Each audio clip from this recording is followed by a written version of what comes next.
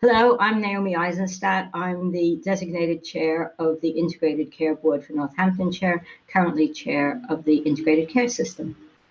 I'm delighted to be able to tell you, I'm sure that many of you know already, that Toby Sanders, the Chief Executive of the Clinical Commissioning Group and the Executive Lead for the ICS, has been appointed as Chief Executive Officer for the Integrated Care Board, which will be the statutory organization that takes over the CCG duties, as well as a range of other functions from 1st of April 2022. And he has the right kind of mix of experience of Northamptonshire, vast experience of the NHS, but also many of you will not know that he started his career in local government, in planning. And in terms of what the Integrated Care Board is trying to do in terms of bringing the services between local government and the health service closer together to provide better health and care for the population, it's an excellent background. And Toby, as Chief Executive of the CCG and Executive Lead at the ICS up till now, has proved himself. And I'm really excited that he's got the post, and we're going to continue working together.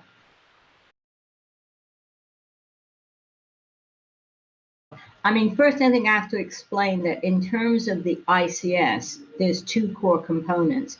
There's the Integrated Care Board, with which I chair, which will have local government involvement, but will have very strong NHS. Alongside the Integrated Care Board is the Integrated Care Partnership, which is a much wider grouping, more like our current NHCP, in terms of a much wider membership, and will be jointly led by local government, the two unitary authorities we have, and the NHS. And it will be the Integrated Care Partnership that will set the strategy for health and care for Northamptonshire. That strategy will then go to the Integrated Care Board, and we need to have due regard to it in setting out our plans for the future. What that means in terms of the way we structure services is that there are two unitary authorities, which are our two places, and below that there's primary care networks, there's subplace, there's neighborhoods, there's communities. The most important thing is to understand the nature of the need at each level, because we have, as I've said before on this broadcast, we have vast inequalities in Northamptonshire. So we have areas that are very wealthy, areas that are very poor. And we have to understand where the need is most and make sure we design our strategies so that the services meet the people who are most in need of them. Going from the local authority level to the subplace level, primary care networks, and of course to neighborhoods will be enormously important in how we design the delivery of services and what outcomes we're trying to achieve.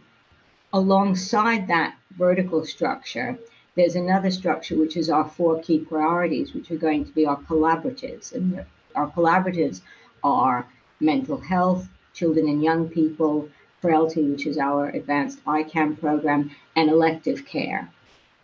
The collaboratives are the things that, again, from the data that we have, we know are the things that are causing the most difficulty for the whole system across Northamptonshire.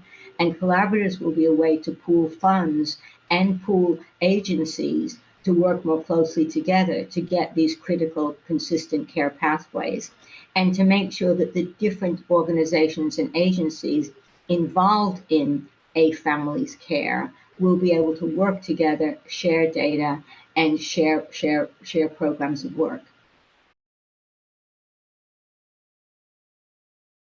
We are in the process of setting up an outcomes framework.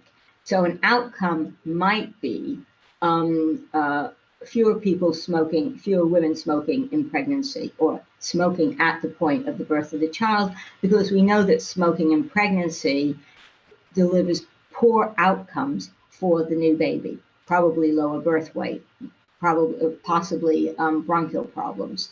So it's, what are the measures we have that we can measure that we know relate to a healthy and productive life?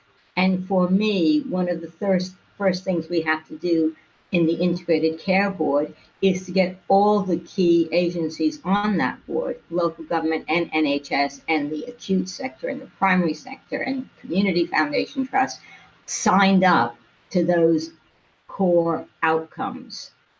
And once you're signed up to the outcomes on the board, if you're arguing for a particular point of view, it can't be from the benefit of your organization. It has to be why this will better deliver those outcomes we've all agreed to.